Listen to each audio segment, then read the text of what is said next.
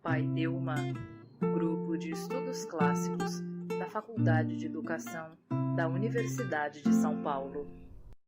Falando do Rorty como esse autor que sai da filosofia analítica e vai para a filosofia continental, se aproxima do pensamento europeu, alemão, francês. Podemos falar até fenomenológico, existencialista, ou desconstrucionista, depois, né, desconstrucionista. E é um autor que vai fazer essa transição que, como eu falei antes, não é uma transição usual, né? Sair da filosofia analítica e ir para a filosofia continental. O contrário faz mais sentido ou acontece com mais frequência. Agora, é tão curioso, o que eu acho que a gente não pode esquecer é que é um autor que foi, de algum modo, lidando com a filosofia ele lidou com a filosofia de tal maneira que acabou sendo... Ele saiu da faculdade de filosofia onde ele estava, eu acho que é a Universidade de Chicago, não é isso? Se eu não me engano. E ele foi para a universidade, e ele foi para o departamento de letras. Então, no fim da vida dele, ele se tornou um professor do departamento de letras e não do departamento de filosofia. Que é algo bastante comum, né, nos Estados Unidos, esse tipo de filosofia continental ser crítica literária, né? Exatamente. E assim, a discussão que nós fazemos aqui do Richard Rorty não é uma discussão, digamos, de discípulos do Rorty, de seguidores do Rorty, mas sei lá, como não é de nenhum autor, não é? Há problemas em todos os autores e nós nos aproximamos deles por ficarmos interessados nas suas questões, nas suas perguntas, nas suas discussões.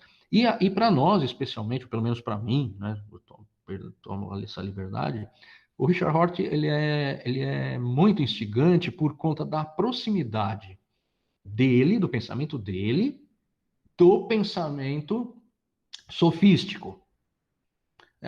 Eu, de fato, me aproximei da leitura do Rorty via a chamada neosofística.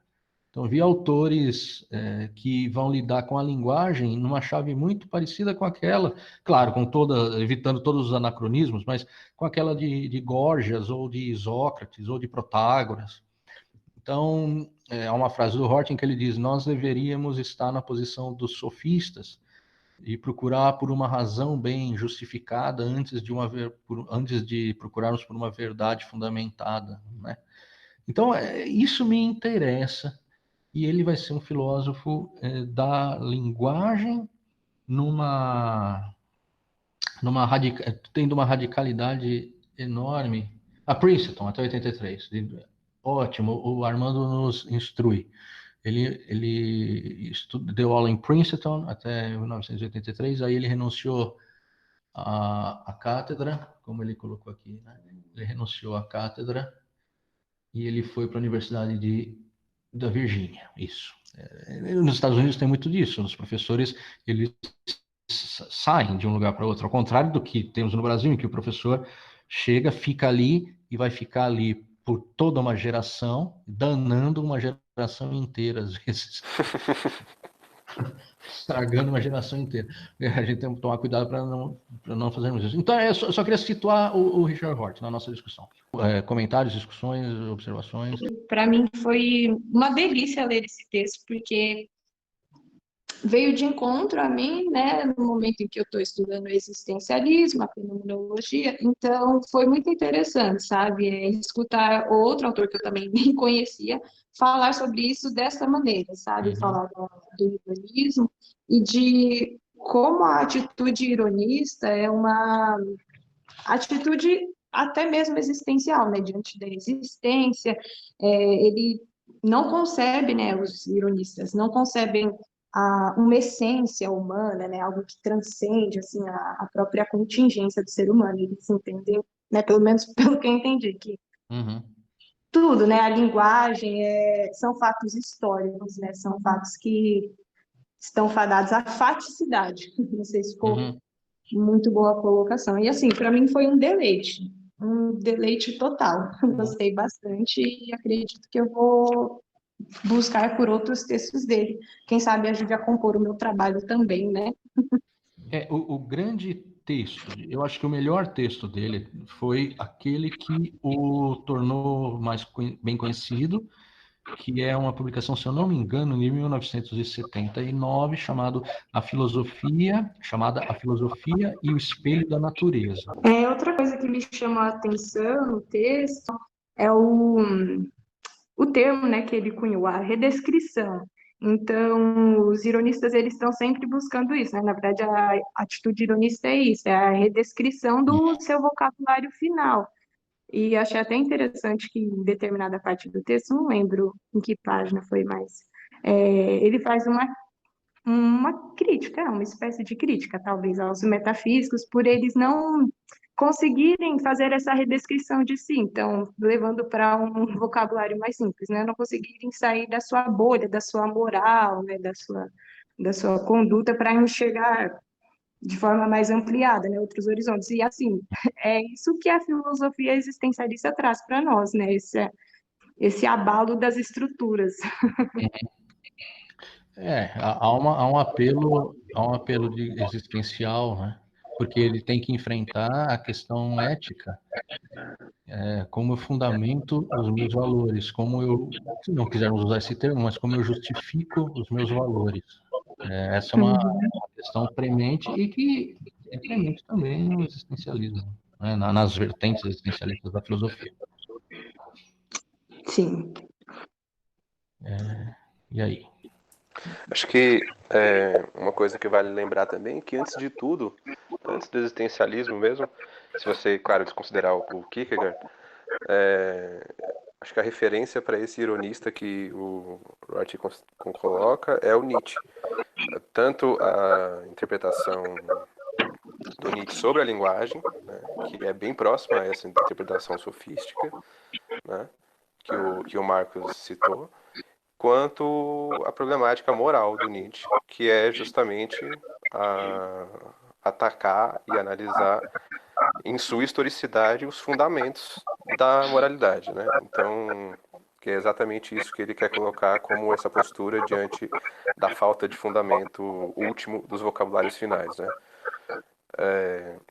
Nesse sentido, para o tema geral que a gente estava discutindo, verdade e educação, acho que a problemática que pode ser atacada pelo texto seria melhor conduzida se nós pensássemos, a partir dessa questão moral do Nietzsche, qual é a justificação dos valores que se colocam na educação, né? Quer dizer, o que no limite, a pergunta que se coloca no limite é como é possível um ironista justificar o seu valor, sendo ele um professor, por exemplo, como é possível um metafísico fazê-lo, como eles fazem esses dois processos e qual seria o mais adequado de um ponto de vista da educação, segundo os critérios que temos hoje, né? E aí, para o final do texto, ele toca um pouco nisso de uma forma, assim, genial, que eu nunca tinha pensado por esse aspecto, que é quando ele de fato ataca a questão da educação, pensando no efeito humilhante, né? Essa é a palavra que ele usa, que por vezes ocorre quando um ironista, aquele que faz troça da moral dos outros, né? Pela sua falta de fundamento, tem quando chega destruindo as ilusões, né, dos outros, os seus ídolos, sem qualquer consideração pelo efeito que isso pode trazer, né? A gente poderia pensar num professor de filosofia que chega numa sala de aula com 40 alunos, onde a sua maioria, dependendo da região, tem a sua religião por conta da família, tem as suas crenças muito bem firmadas e fala francamente, Deus não existe, vocês são fracos por acreditarem nisso e não sei o que mais, essas supostas verdades que ele tem, e o efeito humilhante que isso traz, que é o sujeito que escuta isso pensar, bom, então tudo aquilo que eu tenho como certo é errado, e isso provavelmente é culpa minha, porque eu fui manipulado porque eu fui doutrinado e agora eu tenho que me rebelar, mas por que fazê-lo? Né? E o Rorty fala assim que a discussão, quando chega nesse ponto, geralmente é levada à ideia de que o ironista é irresponsável politicamente. Ele não poderia fazer isso porque, como ele não se responsabiliza pelos efeitos daquilo que ele vai dizer, né? Já que o critério claro do que é o certo ou o errado é completamente histórico e contingente, só um metafísico poderia falar disso sem correr em absurdos políticos, né? Absurdos morais ou até imorais. Agora, o interessante que ele faz é uma volta retórica linda, que é dizer que o metafísico também tem, de certo modo, o seu jeito de humilhar, mas o efeito da sua verdade sobre o outro não é a humilhação, mas é o ensino, né? Eu estou te ensinando que as coisas são assim, e não estou dizendo que você está errado. E não só te estou ensinando como é que as coisas são, como ainda estou te dizendo, você sabe dessa verdade, ela só não chegou ainda ao nível da sua consciência. Então eu vou tirar essa verdade de você, tal como um Sócrates, né, a maiêutica. E então aquele ensino que impõe a sua visão de mundo, né, digamos assim, é lido numa outra chave que não tem um efeito humilhante. Mas isso não esconderia, na perspectiva, pelo menos na minha leitura, na perspectiva do Rorty, a ideia de que há ali uma mesma postura de tentativa de convencimento, no final de contas, né? De um vocabulário final a outro. Agora, em um caso, você tem a pretensão de universalidade daquele vocabulário, no caso do metafísico, e no outro caso você tem de antemão a afirmação de que não só o vocabulário daquele que diz que as coisas são assim ou assado não é universal, como é impossível chegar a qualquer vocabulário universal. Exato. Eu acho que para a questão da educação, esse último trecho do texto seria o mais rico da gente tentar pensar aí as ligações. A sua explanação foi excelente, Daniel, excelente. Você pegou exatamente a questão do texto. Se eu pudesse não acrescentar ao que você falou, não é isso, mas a partir do que você falou, eu só comentaria o seguinte: é muito interessante ver no texto de que modo o Rorty descreve a metafísica, claro, aquilo que ele está chamando de metafísica, né? Ele descreve a metafísica também como uma, digamos, redescrição. Ele não contrapõe ele contrapõe o ironismo à metafísica, mas no final e para todos os efeitos, aquilo que se alcança pela ironia é o mesmo que se alcança com a metafísica, com a diferença de que você apontou isso muito bem, de que a metafísica lida com a ideia de verdade. Só que se eu trocar a ideia de verdade por uma ideia de aquilo em que estamos suficientemente justificados para crer, do ponto de vista social, do ponto de vista convencional, coletivo, o efeito é o mesmo, né? Como você falou, no lugar... Vocês estão vendo a apresentação? Sim. Então, aqui, ó, vamos lá. Sim. Então, ó, essa apresentação é uma sociedade liberal, o que ele chama de liberal, não é? Liberal americano. As pessoas não seriam livres se não recorreriam aos críticos literários, e aí, mas não sentiriam maior necessidade de responder a perguntas como por que você é liberal, ou por que você se importa com a humilhação, do que o cristão quinhentista médio sentiria necessidade de responder a pergunta por que você é cristão. Ou do que a maioria das pessoas de hoje sente necessidade de responder a pergunta por que você está salvo. Ou seja, o que ele faz é redescrever a metafísica. Então, aqui, baseado em que não devemos ser cruéis? Não será preciso uma razão para isso?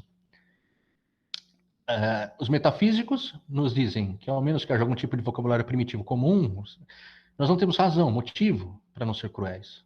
A ética universalista parece incompatível com o ironismo. O que ele chama de ironismo, que não tem nada a ver com a ironia socrática, ao contrário. E aí, ele vai aqui, e o Daniel aponta, né, há algo muito cruel, o ironista, esse gênio aí que destrói todas as verdades, ele pode ser muito cruel. E essa imagem, né, Daniel, você deve ter Sim. aqui, né, lê esse trecho pra gente aqui, ó. Que você circulou aí, né? Consideremos o que acontece quando as posses preciosas de uma criança, as pequenas coisas em torno das quais ela tece fantasias, que a tornam um pouco diferente de todas as outras crianças, são redescritas como porcarias e jogadas no lixo. Isso.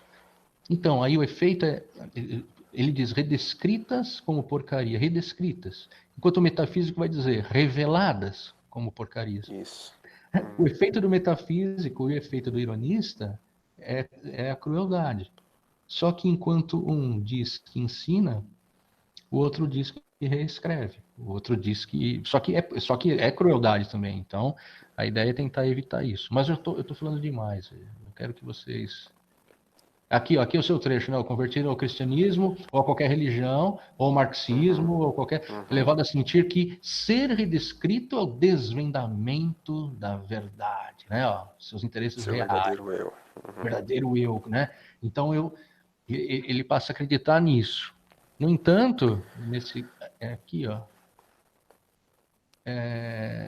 esse trecho, aqui embaixo, ó, o seu senso do ironista, a solidariedade humana baseia-se no sentimento de um perigo comum e não de uma posse comum de um poder compartilhado. É frágil, só que ele vai dizer, a metafísica também é tão frágil quanto. Isso. Tão frágil quanto. Que me pareceu muito nesse momento do texto que ele está propondo um fundamento schopenhaueriano para a moral, que é a ideia de compaixão. Né? De que... ou então a gente pode recuar um pouco e pensar nas vertentes utilitaristas ou nas éticas pragmáticas e esqueci agora o termo, as éticas baseadas no tem um termo, acho que pensador do século XIX na Inglaterra, a ética utilitária, não? Então, eu estou pensando no utilitarismo. Estou pensando também no utilitarismo, acho que faz muito sentido aqui. Mas é consequencialista?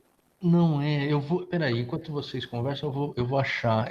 Eu estou quase vendo, perdão, tô quase vendo o nome aqui do autor, é uma ética do sentimento, alguma coisa assim. Eu vou achar aqui, mas conversem. Marcos, eu queria saber o que você pensa sobre...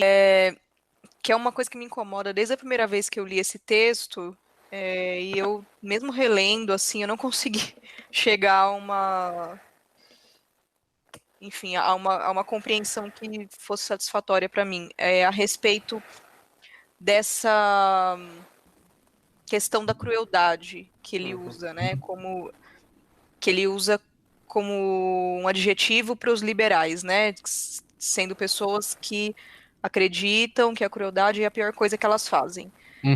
E uma coisa que me incomoda, que eu acho que até eu tinha mencionado para você da última vez que eu li esse texto, é a respeito justamente de o que a gente entende por crueldade. E se isso não seria um problema na própria, enfim, na própria exposição dele a respeito dessa questão, né? Como é que a gente define crueldade? Qual é o ponto de partida? Né? Se isso não seria um problema e a gente estaria andando em círculos aí. Você pegou, esse é um ponto fraco assim, não é à toa que ele sai da faculdade de filosofia, não é à toa que ele é criticado ele vai ser criticado por Habermas, por exemplo, o diálogo dele com Habermas vai criticá-lo justamente por conta disso. Então, mas aí que tá, o Horkey, ele não tem uma resposta para isso. O que ele diz é que os metafísicos também não têm. Os metafísicos ou os essencialistas, eles não são capazes de fazer aquilo que eles cobram da filosofia do Hort, cobram do Hort. Aquilo que na metafísica aparece como fundamento, na verdade, é um certo tipo de redescrição. No fim das contas, não há fundamento. A busca por um fundamento que justifique não sermos cruéis, se ele entra nesse jogo, ele também se torna um essencialista, um acionista. O que ele diz, e ele diz nesse texto, eu apenas tento argumentar, e aí a conexão dele com a retórica, com toda a tradição retórica, eu tento argumentar buscando substituir um vocabulário por outro. Tal como o vocabulário que falava em salvação, até salvação na religião, por exemplo. Ou o vocabulário utópico, que pensava a revolução e que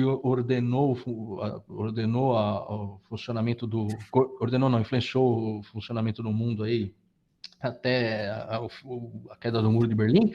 Hoje, esse discurso da revolução, do utopismo, ou o discurso da salvação religiosa em Deus, é um discurso que ele não foi resolvido no sentido de se apresentar o fundamento e que justificasse uma resposta ou outra resposta. Ele foi abandonado. Eu brinco, vocês devem ter ouvido, quem teve aula comigo deve ter ouvido eu falar disso. Aquela brincadeira que é uma brincadeira, uma anedota, né? Que se dizia que na Idade Média se discutia quantos anjos dançam na ponta de um alfinete. Bem, não se discutia isso, mas bem poderia. Não há um registro exato disso, mas faz sentido se discutir isso. A gente não vai entrar nessa discussão agora, mas faria sentido discutir. Faria sentido para eles, sim, né? Porque isso ia determinar se os anjos pertencem de algum modo ao mundo material ou não, tal. Mas a questão é, quantos anjos dançam na ponta do alfinete? Essa pergunta foi respondida? Não, ela foi posta de lado. Então, é isso que ele tenta. Ele tenta apresentar um novo jogo de linguagem, é a ligação dele com a referência que a gente pode ter a Wittgenstein. Ele tenta apresentar um jogo de linguagem diferente. Se ele for procurar o fundamento, ele entra num discurso fundacionista do qual ele quer sair, do qual ele não quer participar. Então, mas você está certa. Esse é um ponto complicado no pensamento dele. E aí nós podemos dizer, bem, ele de algum modo cai para o lado de fora da filosofia e vai para a crítica literária. Não à toa, no final do texto, ele vai falar da importância do romance. Mas como eu defino o que é a crueldade? Ele não tem resposta para isso. Só que aí que está, ele vai dizer, o metafísico também não tem resposta. O metafísico acha que tem resposta, mas ele não tem essa resposta no sentido que o metafísico quer, ou seja, universal, absoluta e incondicional, o incondicionado. Aí está a conexão muito forte com o pensamento nietzschiano. Sim. Né? Mas eu acho conversa com vocês que eu estou procurando o negócio do sentimentalismo na ética aqui. Eu tenho um intuicionismo moral, eu acho. Peraí, eu tô... Mas bem, eu vou parar de falar, estou falando aqui, desculpa. Eu acho que todas essas questões tangenciam o significado real da morte de Deus lá em Nietzsche, né? Que é a ideia de que não é que Deus morreu, isso é um paradoxo, Deus não pode morrer, né? Pela definição do conceito de Deus. Agora, desse Deus que ele está se referindo. Agora, a questão é que deixou de ser uma questão. Verdadeiramente deixa de ser uma questão a sua existência ou não, e ele não, esse conceito do universal absoluto, incondicionado, não é mais tão importante. E ele tenta analisar isso na época dele lá no século XIX, segunda metade, e eu acho que essa é a questão que no final de contas carrega toda a contemporaneidade, que é o do niilismo, né? Que é o que entrou aí anteriormente, que é se Deus não existe, porque não tudo vale, né? Tudo é permitido. Aí acho que a questão que ele coloca é essa. Será que é o fato? Eu preciso dessa existência? De que modo eu consigo estabelecer critérios de conduta sem, por um lado, ser fundacionista e, por outro, simplesmente ignorar completamente a necessidade de um critério. É um Será que problema existe sem solução, né? Até hoje. É uma discussão interessantíssima, mas é um... E aí bem sofre. complexo. Não, e sofre com o chamado, falávamos no encontro passado, o linguistical turn, né? A virada linguística, que vai colocar na linguagem a própria a constituição dos valores, a constituição do mundo humano, é uma constituição que se dá na linguagem e no fundo e não há um fundo da linguagem. A ideia platônica de investigar por meio da linguagem aquilo que é, até chegar no fundo da linguagem, e nesse fundo da linguagem alcançar então o solo no qual eu pudesse de algum modo fundamentar o meu discurso e fazer o caminho do retorno, né, mas agora fundamentado, ou a esperança cartesiana muito próxima disso também, chegar no ponto fixo a partir do qual eu pudesse desenvolver, criar um sistema, um argumento que fosse inabalável. Se a linguagem é o que nós temos, se não há nada no fundo da linguagem, então essa questão se coloca com toda escancaradamente. E não à toa nós vemos as reações a isso acontecendo, como já falamos também, acontecendo em todo a esquerda e a direita, no campo político, especialmente a direita, nos tempos que correm. Mas eu voltei a falar de novo. Nós estamos aqui. Deixa eu perguntar, o Cassiano tem algo a falar sobre isso, Cassiano? Você que se interessa por essas questões. Eu tenho muitas perguntas e poucas contribuições, na verdade, né? Tudo aqui é legal, tudo é bom. Então, olha, eu não terminei de ler o texto, tá? Mas até onde eu li, eu acho que entendi o conceito de vocabulário final e que seria uma espécie de conceito para além do qual não existe justificativa para a axiologia, digamos assim, né? Então, aí eu só não entendi se ele é a tautologia em si ou se ele ainda é alguma substância antes, digamos assim, reconhecida socialmente, alguma coisa assim. Mas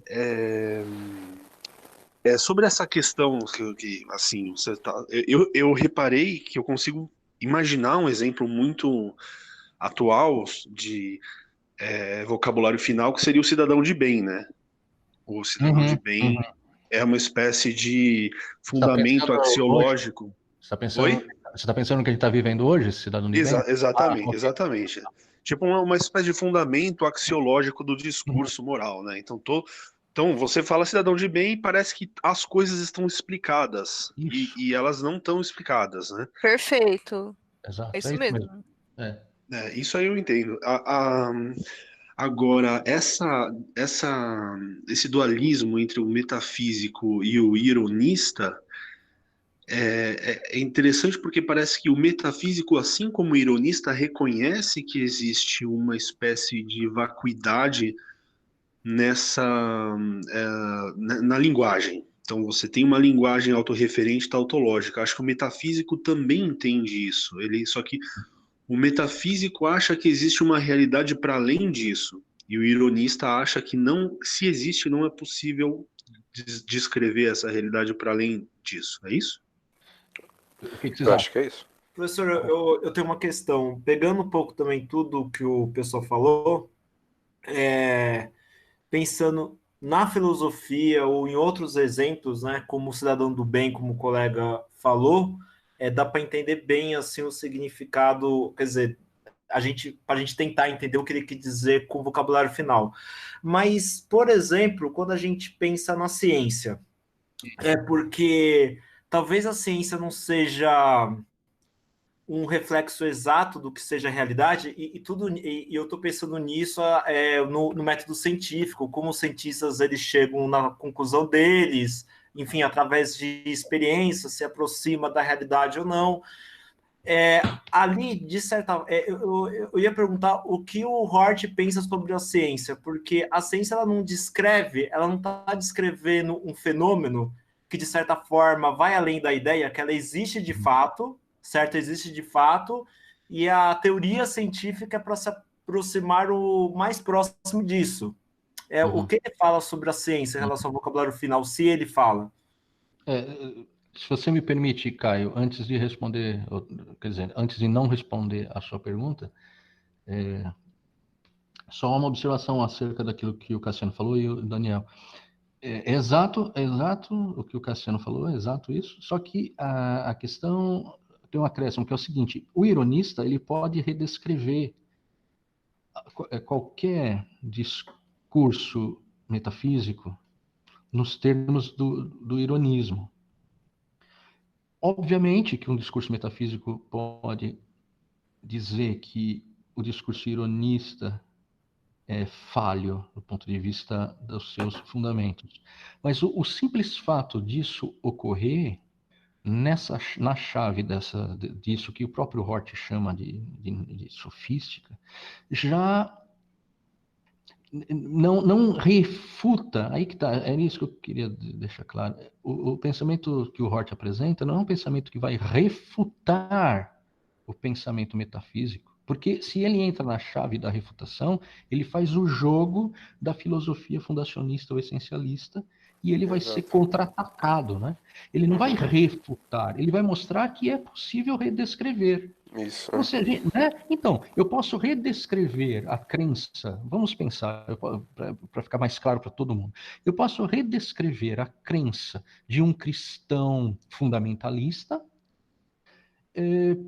do mesmo modo que eu posso redescrever a crença de um muçulmano fundamentalista. Eu estou falando fundamentalismo, não precisa ser fundamentalista.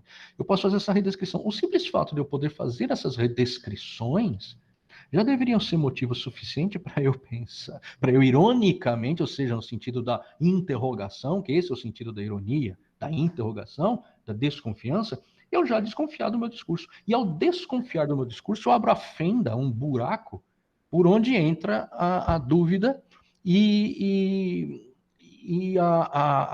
o caráter monolítico desse discurso é posto em questão. Essa é uma... Não sei se o Daniel me acompanha nisso que eu falei. Não é a chave da refutação, mas é a chave da redescrição. Né? Sim. Eu acho que vai bem por aí. Acho que vai bem por aí, sim. Entendi. Diga, Daniel. Eu acho que vai por aí, e isso, novamente, eu sempre me refiro ao Nietzsche, porque para mim a referência que ficou mais clara no texto é ele, mas é um pouco o que ele legou à filosofia contemporânea e que o Roth está articulando aí, que é mudar a chave da argumentação filosófica, né? Eu não argumento mais numa chave estritamente lógica e exclusivamente lógica, né? Então, quando eu lanço um contra-argumento, não necessariamente eu estou fazendo com a intenção de refutar, porque se eu vou refutar, eu estou jogando o jogo da verdade e da mentira, ou da essência e da inessência. Agora, quando o que ele mostra e o que ele está fazendo aí também com esse personagem, o ironista, é mostrar que a contra-argumentação pode se dar em outras chaves, além da estrita lógica e da refutação ou não refutação. Então, só o fato de você conseguir colocar esse seu debatedor na posição de também olhar para seu discurso como se fosse um discurso passível de questionamento em seus fundamentos, já está meio que quase que de modo não verbal, não explícito, colocando o seu ponto, que é o seu discurso não se verifica imediatamente antes de você, por meio do seu próprio discurso, fundamentá-lo. Quer dizer, tente sair do seu discurso e se referir diretamente à coisa. E dizer tal é a essência. Você não consegue. Então, aí que tá. No fim, tudo é a linguagem e tudo é uma escolha. E se vocês me permitirem, só para associar com o que a Daiane está estudando, quando o Sartre na obra mais, digamos, mais divulgada dele, aquela conferência dele, o Existencialismo e o Humanismo, não é? Quando ele diz assim, porque para mim isso é importante, quando ele diz assim, o problema não é dizer se Deus existe ou não, tanto não faz diferença nenhuma se Deus existe ou não, porque isso é inverificável. Porque, né, bem kantianamente, Exato. a ideia de Deus, ou da verificação de Deus, está fora da linguagem, no sentido também de que sou eu, enquanto um sujeito, aí ele não está na chave da linguagem, mas eu acho que ajuda a entender. Não é que o discurso de Hort está negando a verdade do discurso metafísico. Não é que o discurso de Sartre, ou do existencialismo na chave sartreana, para me aproximar do que a Daiane tem estudado, está negando a existência de Deus. É irrelevante negar ou afirmar. Por quê? Porque estaremos no chão da linguagem, estaremos no chão, no caso do Sartre, no chão da escolha. Eu escolho, não é? Se eu ouço uma voz que diz que é Deus e que me pede para ir pregar a palavra no meio da rua, bem, no fim sou eu que escolho acreditar que é Deus ou não um demônio, ou então uma psicose. Ou então o queijo que eu comi a noite passada que me fez muito mal e eu tive um delírio. No fim, está no homem, está na linguagem, essa sensação de que nós estamos não mergulhados, que nós somos a linguagem. Aí vai derivar no Lacan depois, mas Lacan vai de algum modo... Mas aí é outra história que eu nem chego perto. Agora, a segunda questão do Caio. Caio, você fez a pergunta que eu não queria que ninguém fizesse, Caio. Porque eu não sei responder a sua pergunta. É uma questão para mim também. Eu precisaria retornar à filosofia e ao espelho da natureza. Porque, para mim, a filosofia da ciência, ela é um campo complexo. Há muita, assim, não é simples, não é como a gente, pelo menos a mim, né? O Vitor, que é da física, talvez possa nos ajudar. A ciência não tem esse caráter, a filosofia da ciência, ou seja, os fundamentos da ciência, não tem esse caráter demonstrativo que nós do lado de fora acreditamos que ela venha a ter. Ela não é assim, não. Então você tem na filosofia da ciência a chave do realismo, do pragmatismo, do idealismo, ela é um problema aberto, tanto quanto o discurso ético. Não é, então, quando a gente apela assim, mas a ciência, ela diz o que as coisas são. Não é tão simples, só que eu não tenho agora condições, se alguém aqui tiver, por favor, eu não vou me arriscar, eu cheguei a estudar aquele autor, eu já falei desse livro para vocês, é o Laudan, eu acho que é Laudan. Eu pus o nome aqui, o Moore, o Princípio e a Ética. É o chamado intuicionismo ético, sobre daquilo que eu estava falando. Eu nem me lembro mais do que eu estava falando, mas era essa obra que eu queria procurar. Então, eu não sou a melhor pessoa para... Larry Laudan. Ele é um autor... Tá vivo! Olha que legal. Eu trabalhei, quando eu dei aula na Metodista, eu trabalhei com esse autor, foi quando eu conheci... E ele tem uma obra muito interessante, foi traduzida, acho que em português, que é... Cadê? Eu não vou achar agora. Mas enquanto vocês falam, eu vou procurar aqui, no qual ele apresenta essas vertentes da filosofia da ciência. E aí, naquela época, é que eu tive mais próximo dessa discussão e percebi que não é simples, ok? Não é simples. Essa ideia de que a ciência diz o que as coisas são e a ciência, então ela teria, como você acho que apontou, Caio, ela teria um acesso privilegiado ao real. Não é bem assim. Professor, com licença? Claro, não precisa de... Não, eu entendo o que você quer dizer, mas o que acontece é o seguinte, eu não quis dizer isso, talvez seja só... Tá. Então, eu não quis dizer isso, que a ciência, ela compreende exatamente a realidade, eu até falei, ela tenta se aproximar. Eu li até um texto da filosofia da ciência, enfim, algumas discussões que eu tive na aula com o professor Mariconda, que às vezes a ciência ela parece ser o que dá certo para uma determinada situação. Você está sendo pragmático. Exato. Né? Sim. Mas o que acontece é o seguinte, mas a ciência também, embora ela não está correspondendo, uma teoria científica, ela não corresponde exatamente, talvez não exatamente do que seja a realidade, há um método por trás. Eu não acredito que apenas seja a linguagem. Há um método por trás que acaba mostrando que aquela teoria ela tem, digamos, ela tem a sua prática e ela funciona bem para determinadas situações. Mas esse método é constituído do quê? Eu estou pensando no Popper. O pouco que eu li, professor. Eu estou pensando você criar uma teoria e você faz uma experiência para você tentar negar ela, para você ver se ela pode ser negada e você ver se há uma correspondência entre a teoria e a realidade.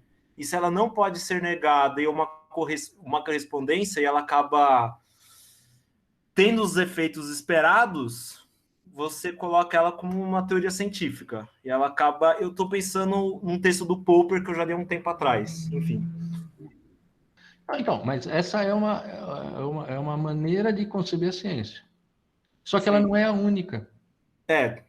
Ela não é a única. Ela é... E o Popper é um realista, né?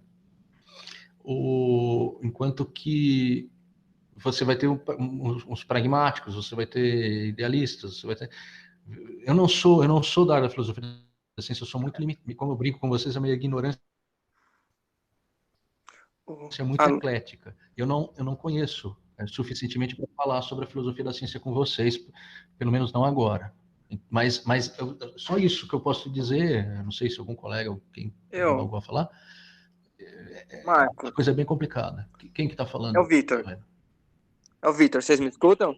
Ô, Vitor, o físico, ouvimos. Não, assim, pelo pouco também que eu entendi, essa discussão que a gente está tendo pode ser uma das portas de entradas na filosofia da ciência, né? Que é a discussão justamente como você coloca do realismo. O que é a discussão do realismo, né? É o quanto que aquilo que a ciência descreve tem uma correspondência direta com a realidade. E esse debate ele se constitui entre dois extremos, né? O realista, que é aquela pessoa que vai dizer, olha, não, a realidade existe, e o que a gente chama de antirrealista, que vai dizer que não, as teorias científicas, elas são ótimos instrumentos, mas elas não têm uma correspondência direta. E aí a questão é que entre esses dois pontos você tem uma diversidade de posições, e a coisa se complica porque quando a gente fala a ciência, eu estou pensando na física, mas a biologia começa a ter peculiaridades, a física começa a ter outra, Exato. e aí você tem, ao longo de toda a história, diversos debates, né? Então, você com o mesmo dado observacional, duas teorias podem explicar ele. Sim. O caso da experiência do caráter de partícula, o caráter de onda, por exemplo, da luz. Né? A dupla fenda, né? A dupla fenda, a experiência da dupla fenda. Eu estou falando bobagem. Não, sim. Não, acho que todos os aspectos que a gente tem da física, no caso, você consegue colocar uma discussão por trás. Quando você se aproxima da ontologia da coisa, o que a gente tem hoje é que, ao longo, como a comunidade científica vai se constituindo, determinadas posições vão ficando de lado. E aí você tem uma posição hegemônica, mas quando você olha, você tem dificuldade em justificar aquela posição. Em dar o argumento final. E aí talvez aproxime do que o Caio falou do Popper, que o Popper vai trazer o seguinte, olha, eu não consigo fazer uma experiência que me comprove que a teoria é verdadeira. O que eu consigo dizer é que ela é falsa, que aí é a lógica da refutação. Exato. Mas, né?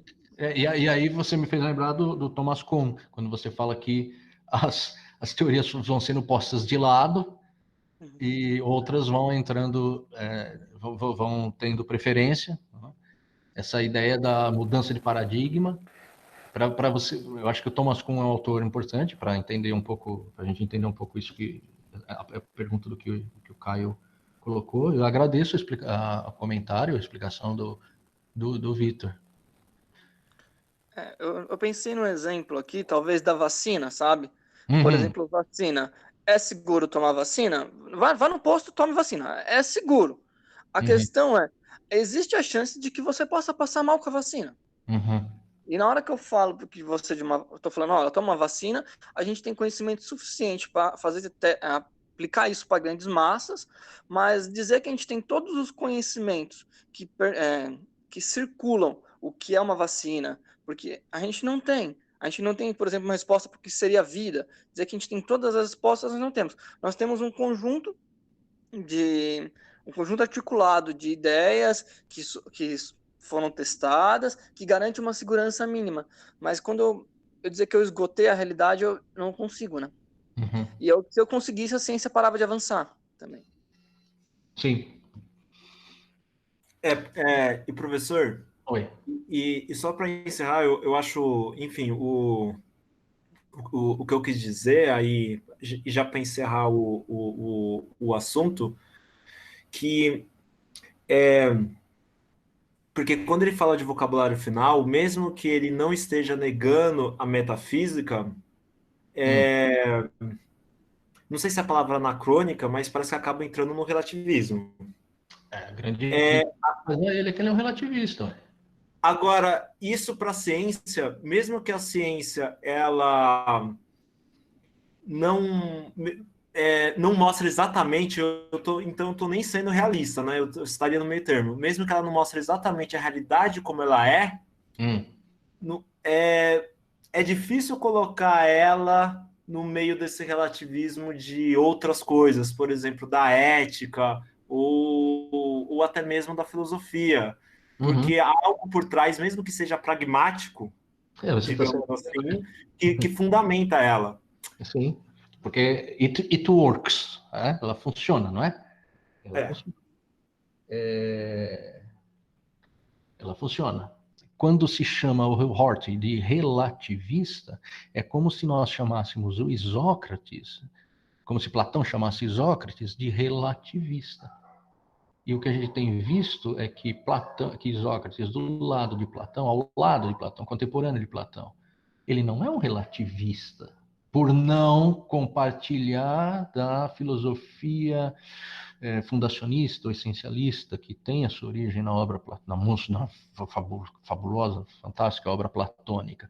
Mas ele não é bem um relativista, porque o relativista seria aquele que nega ou torna simétrico, e aí lembrando do Nietzsche, a ideia de não se fazer um platonismo invertido. Não é um platonismo invertido, porque aí eu continuo no mesmo jogo.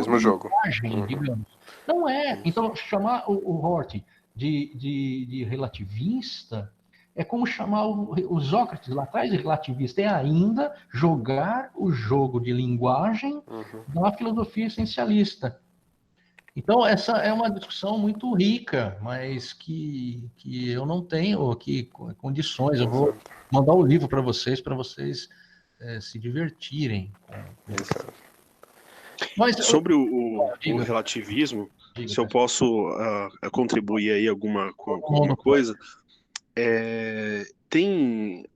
hoje em dia, pelo menos, a palavra relativismo, ela virou uma espécie de vala comum aí, né, no discurso político, né? Principalmente porque o anterior Papa, o Ratzinger, né, escreveu um livro, alguma coisa, descrevendo o relativismo como uma espécie de um dos grandes males do século, da humanidade, coisa do tipo, da modernidade, acho, né? E assim, hoje se diz de relativismo absolutamente qualquer coisa que não seja uma moralidade fundamentalista, não vou nem dizer essencialista, mas uma moralidade do tipo, sei lá, abraâmica, né? Tipo, Deus mandou matar meu filho, então isso é o certo. Se Deus falou, quer dizer, o fundamento também é tautológico, né? Sim. É certo porque Deus quer que seja. Então, como teve até uma propaganda um tempo atrás que mostrava aquele avião batendo nas Torres Gêmeas e dizia o inverso da frase do Dostoiévski, né? Se Deus existe, tudo é permitido. brincando com essa ideia, quer dizer, o que Deus determina que é moral, passa a ser moral, né? Mas é só para contribuir aí que existe hoje no debate uma vulgarização, é bem calvinista, existe uma vulgarização do termo relativismo que é basicamente tudo que não é uma moralidade religiosa fundamentalista estrita, né, do tipo, existe o certo e errado e acabou, né, que só para enriquecer aí, porque assim, a gente, quando trata de relativista, como, sei lá, vamos dizer, o Rorty, né,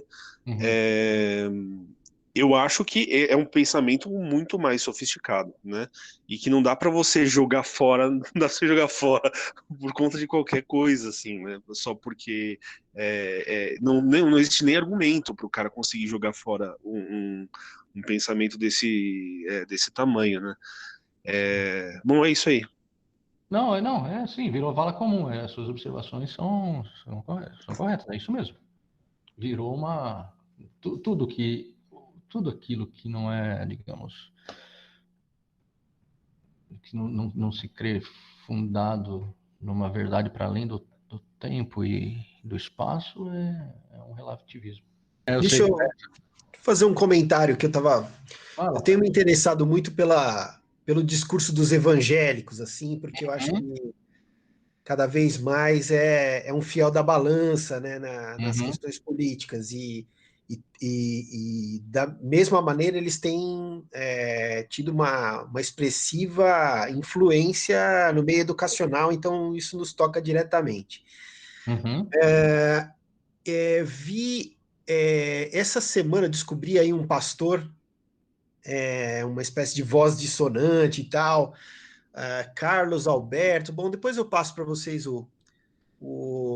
a referência correta, mas ele fala, uma das críticas que ele coloca de forma muito contundente, assim, ele diz a frase: a gente tem que tirar Moisés do púlpito e recolocar Cristo no púlpito, né?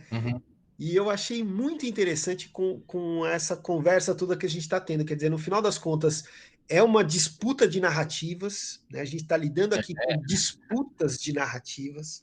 E quando uma narrativa moralizante, fundamentalista, ganha corpo, né? ganha popularidade, e é fácil que ela ganhe popularidade, porque você dizer para uma pessoa o que é o certo e o que é o errado, isso dá uma segurança emocional enorme, né? Cara, é uma encrenca enorme, porque é exatamente nesse olho do furacão que nós estamos metidos, né? E é curioso como uma das questões que ele coloca é o quanto ele é criticado pelos evangélicos, por uma parcela grande dos evangélicos, quando ele propõe a recolocação de Cristo no centro do cristianismo, né? O tema porque isso implicaria logicamente numa outra forma de ética, né? E aí a gente recoloca a mesma questão que a gente está aqui girando há algumas semanas, que o que devemos ensinar em termos éticos, né?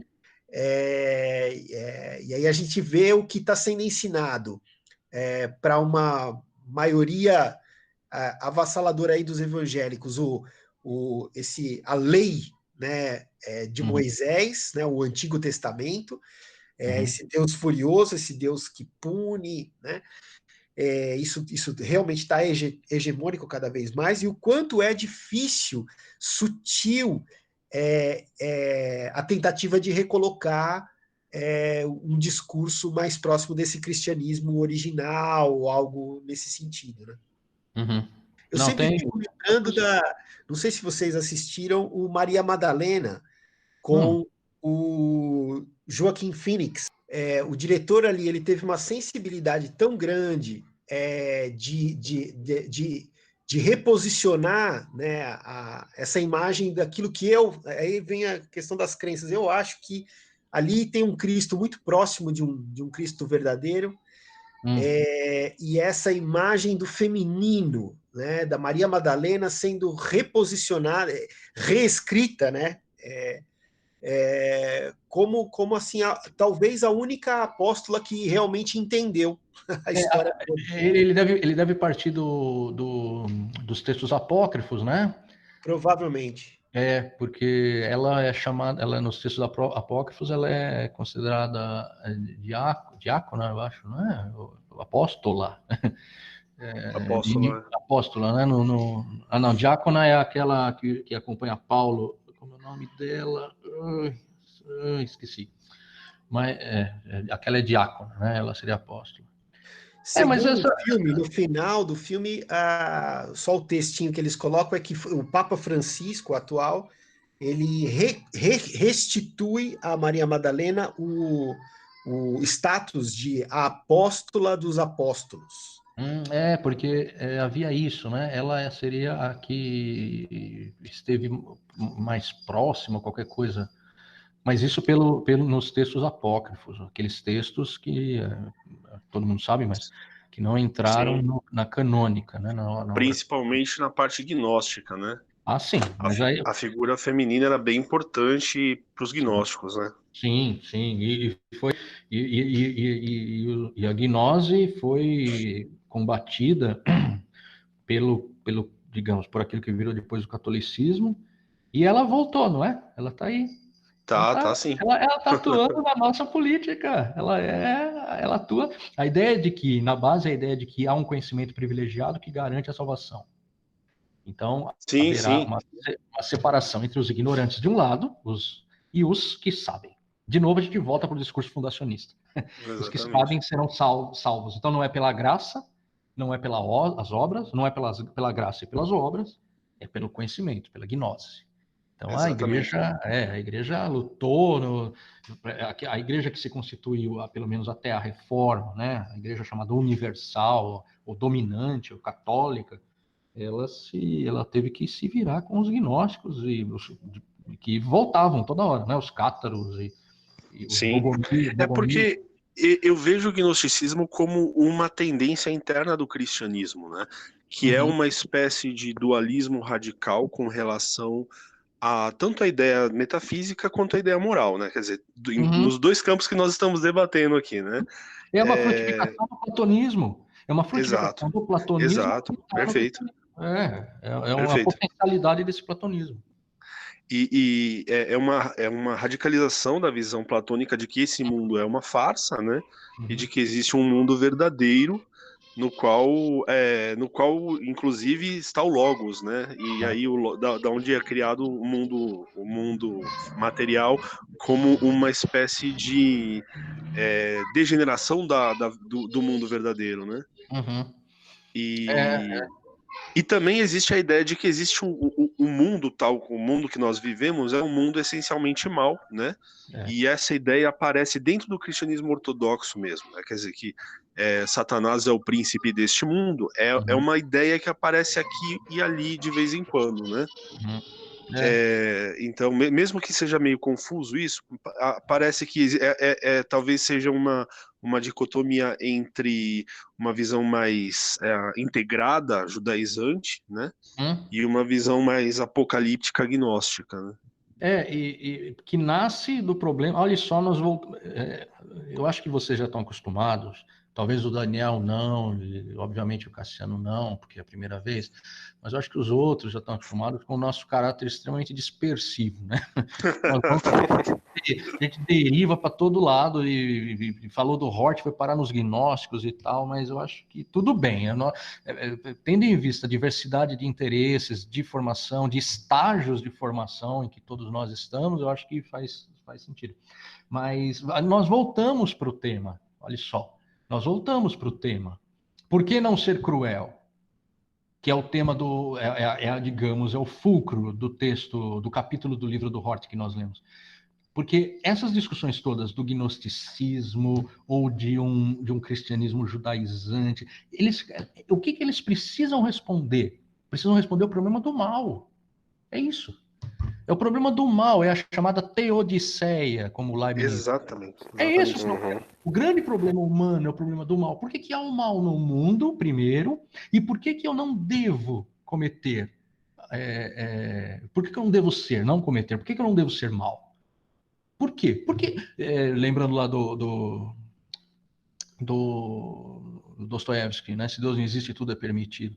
Bem, se não existe o grande censor, aquele que, ou o grande inquisidor, se ele não existe, eu posso fazer o que eu quiser, por que que eu não posso ser mal? Há a potencialidade da maldade. Então aí os gnósticos vão dizer, bem, o mundo é mal.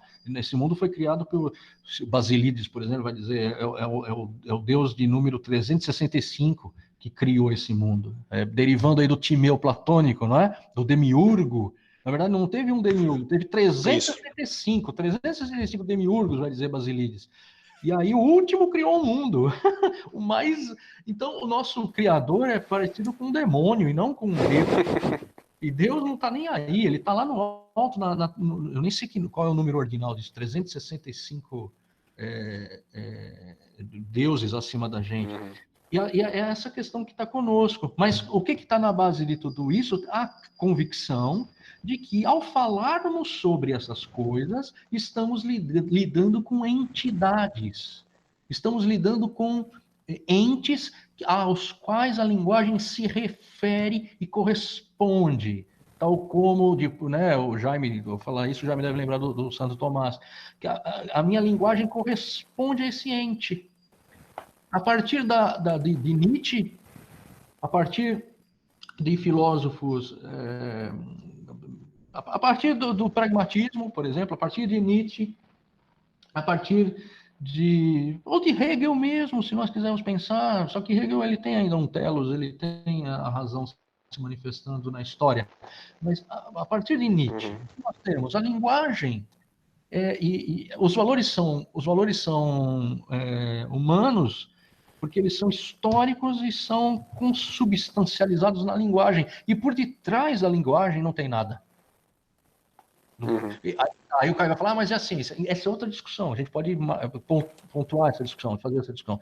Mas ela é outra discussão, porque, como foi bem apontado pelo Vitor também, cada discurso científico, ou seja, o discurso da biologia, o discurso da física, o discurso da matemática, vai chamar de verdade, ou de evidência, ou disso, coisas que nem não são a mesma coisa, não há um discurso unificado. Então nós voltamos, o nosso caso de educação por que que eu devo agir, sendo eu professor, estando diante de uma sala de aula, por que eu devo fazer isso e não aquilo? Essa é a pergunta. Exatamente, que é o que está aí sendo projetado na sua tela. Eu nem estou vendo a minha tela, deixa eu ver. Que é a questão da esfera privada e da esfera pública, né?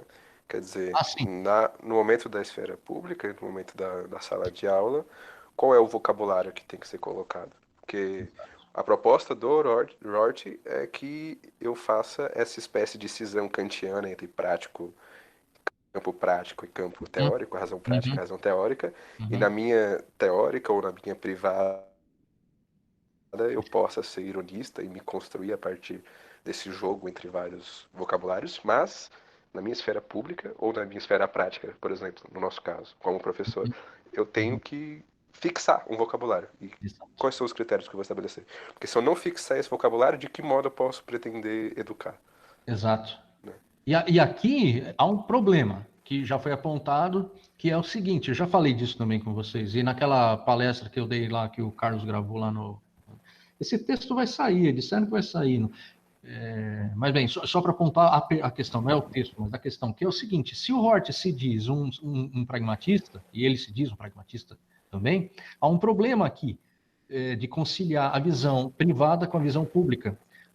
No pragmatismo, a ideia de dualismo, de separar o discurso público e privado, ou pensar em termos de dualismos, é um problema. Não vamos entrar nessa discussão talvez, mas é um problema. E aqui ele faz essa distinção, ele faz essa divisão, essa cisão. E esse é um problema que já foi apontado por alguns críticos do Hort. E o metafísico vai chamar o ironista, nesse momento aqui, nessa prancha aqui que está na tela. O metafísico vai chamar o ironista do quê? Quando o ironista pensa em um discurso privado e um discurso público. O metafísico chama o ironista do quê? Uma palavra grega, que significa ator. de hipócrita. Não é? Aí eu lembro, e aí isso a gente encontra muito no discurso da esquerda, cara. Isso, A gente encontra isso no discurso da esquerda direto, né? Essa coisa da Exato. pureza, né? Lembra E que é interessante. Fala, Interessante que é o contrário do cenário americano, né? Que quando ele está falando ali no caso você disse que o metafísico seria o que acusaria de hipócrita. Exato. Mas o metafísico está mais próximo da direita lá, né? Pelo menos Exato. no Mas eu acho que aqui... Então, mas aqui... Bem, é lembrado aquele texto do Schwartz, lá do Roberto Schwartz, as ideias fora de lugar, né? Nós estamos à beirada do mundo. Aqui as ideias, elas chegam, elas não se aclimatam direito ao nosso clima, ao nosso terroir, vai virando uns trecos meio doidos. Mas a nossa esquerda, ela não é liberal no sentido que o Hort está dizendo, ela é metafísica. Ela é metafísica. Então, eu lembro... Bem, vocês estão... Aí tudo bem, não precisa concordar, mas eu lembro daquele caso do William Wack. Lembra o William Wack? William Wack, que foi pego fora off records, fora da gravação, fora do negócio, falando lá, xingando o cara, porque devia ser preto. Vocês lembram disso? Jornalista, né? Jornalista, tal. O mundo caiu para ele. Bem, o que ele mostrou ali? Ele mostrou isso que ele está falando. Ou seja, é uma questão, essa é uma questão. Ele deveria ser julgado por aquilo? E ele foi julgado, ele foi demitido, porque aquilo que era privado se tornou público. O Hort vai dizer, e outros também vão dizer, ele deveria ser julgado pelo discurso público dele, não pelo discurso privado. Porque eu posso ser perverso privadamente. E o Hort vai dizer isso, não sei se nesse texto, acho que não nesse texto. Não, nesse texto, eu acho. Em que ele vai dizer isso. Eu posso considerar o outro absolutamente errado e eu posso até tê-lo como deletério e uma pessoa... Eu posso ter todos os preconceitos do mundo em relação ao outro. Se eu mantenho isso privadamente, tudo bem, porque o que conta é o público. O que vai contar é o público. Notem como isso é polêmico, como isso é cheio de nuances, né? Cheio de dificuldade. Me parece que, assim, se a gente, de alguma forma, a gente está sempre retomando aí o pensamento clássico, né? Quer dizer, o Hort vai dialogar um pouco aí com o platonismo, talvez, de alguma maneira, né? E o platonismo, ele coloca o conceito de bem um tanto quanto debitário do conceito de verdade. Não sei se eu estou falando besteira, né?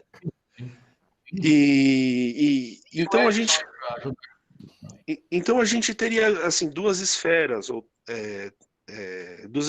mais ou menos correlatas que se tocam, que seria a epistemologia, né, ou ontologia, não sei, e a moral, a ética, o campo do dever ser, né?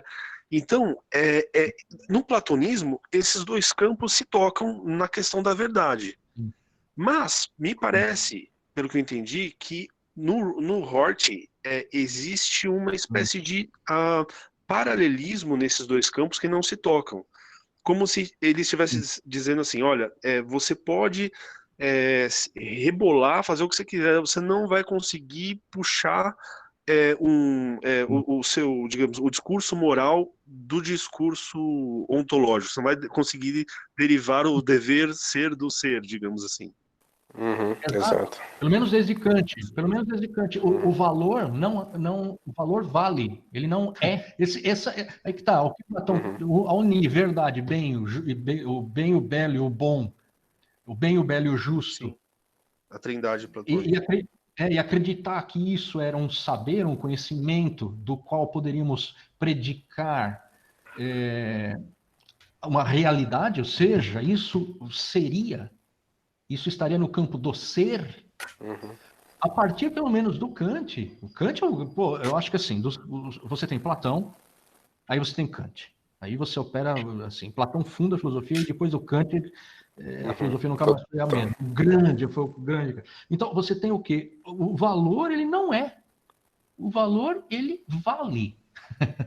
É tautológico, né? Mas ele vale. Nietzsche vai nisso também. Exato. Não, exato. Ele radicaliza aquilo que o Kant não foi capaz de fazer, de algum modo, quando ele tenta na razão prática salvar o que ele destruiu na razão pura. O que o Nietzsche vai fazer? Ele vai avançar nesse sentido. Você não tem como predicar o ser, você não tem como predicar a existência, o ser do valor.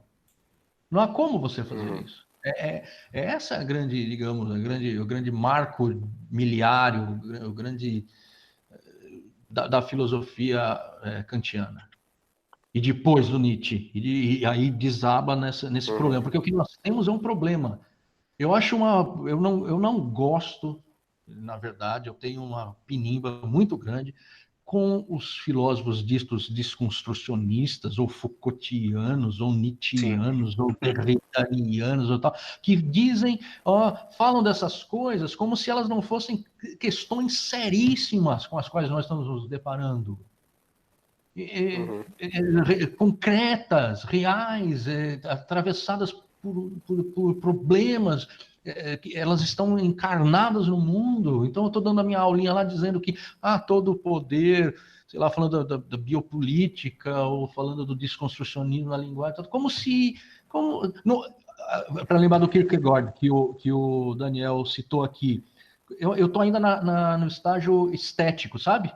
Eu estou no estágio estético, ainda não fiz o grande salto, eu não dei o salto para o ético, pro ético. Eu ainda estou no estágio estético, essa visão de esteta da realidade, puramente sensória, puramente blasé, puramente fruição, e sem nenhuma conexão vital com aquilo que você está falando. Você está falando, bicho, que nós não temos mais horizonte, nós não sabemos mais o que fazer. É essa a questão. Mas tudo bem, eu não quero saber disso. Ótimo. Só que, agora falando para nós aqui, só que nós somos professores. E esse é o grande problema. Vocês estão cansados de ouvir falar isso, eu sei. Mas nós somos professores. Nós vamos para frente de uma sala de aula e nós abrimos a boca. E nós dizemos, isso é certo, isso é errado. Tá, qual é o nosso critério? Mas tá na lei. Bem, a lei, meu amigo, na hora de você aplicar a lei, aplicar a norma, você pode aplicá-la de inúmeras maneiras. Você pode justificar a aplicação da norma de inúmeras maneiras. Como é que você justifica, né? Essa é a grande questão. Desculpa, eu fico empolgado às vezes. Marcos. Oi. Caio ia falar? Fala, Caio. Então, eu tenho uma questão, mas eu não vou me demorar muito, é que eu não quero expandir para muito tempo, senão a gente pode deixar para a próxima também. Mas coloque, a gente fala na próxima, a gente desenvolve no próximo encontro. Então, professor, é que no texto, ao falar do ironismo, ele fala da importância da literatura, porque você tem contato, algumas coisas que eu vou explicar, eu vou parafrasear, não sei se exatamente ele fala assim, você tem contato com outras visões de mundo, né, outras ideias, e a literatura é um espaço para você expandir o seu vocabulário final. A questão que eu vou colocar, eu não me lembro se isso está no texto, ou pode estar no decorrer do livro,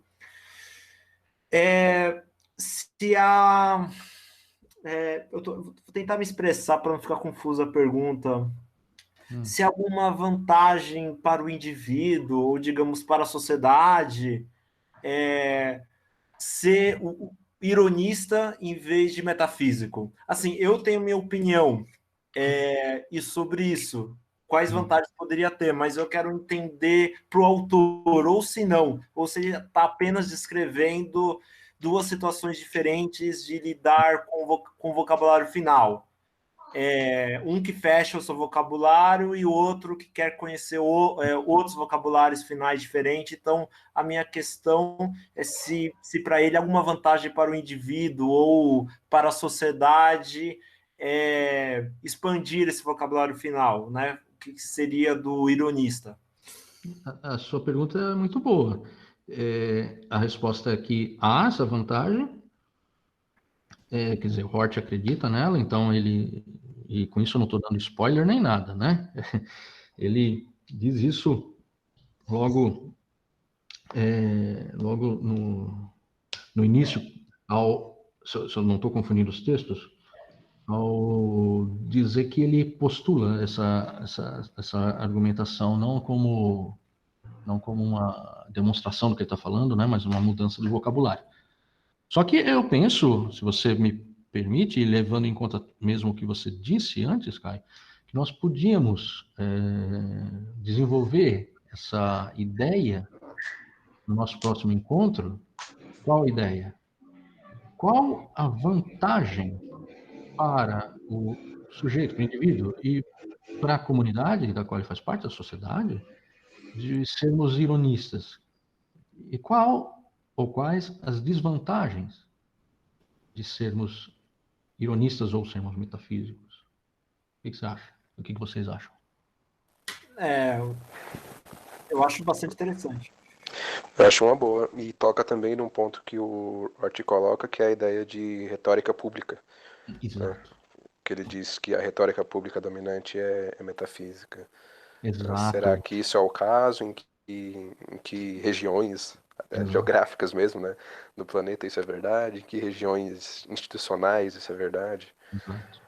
E conectar com a ideia, ou com o contexto no qual nós estamos, que o Carlos falou, não é, Carlos? Sobre essa religiosidade do Antigo Testamento, muito forte no evangelismo, nas confissões evangélicas. Por que isso, né? Por que algumas confissões evangélicas se aproximam tanto dos sinais exteriores, né? Exteriores da fé judaica? Essa figura do Deus patrão, do Deus Senhor, ou governante, rei, dominante. Por que essa imagem está tão forte, teve tanta preferência? E o que aconteceu lá, por exemplo, que tem acontecido em alguns países de tradição religiosa islâmica, também os fundamentalismos que acontecem por lá. Ou seja, por que o fundamentalismo religioso volta com força?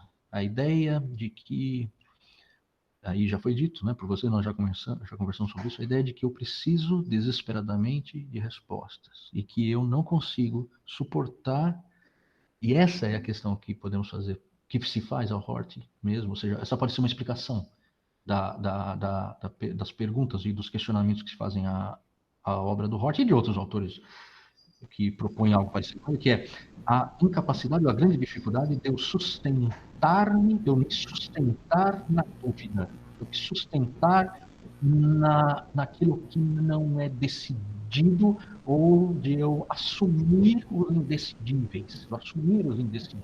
Indecidíveis no sentido assim, metafísico da coisa, ok? Porque nós decidimos a toda hora, né? Mas de que modo eu posso ter uma ética sem fundamento? Por que eu não suporto essa ideia? Eu acho que seria uma... Desculpa, não sei se na verdade eu mais confundi do que expliquei. Vamos descansar? Vai dar 20 para as 8. Nós estamos conversando desde as 5h47. Excelente conversa, hein?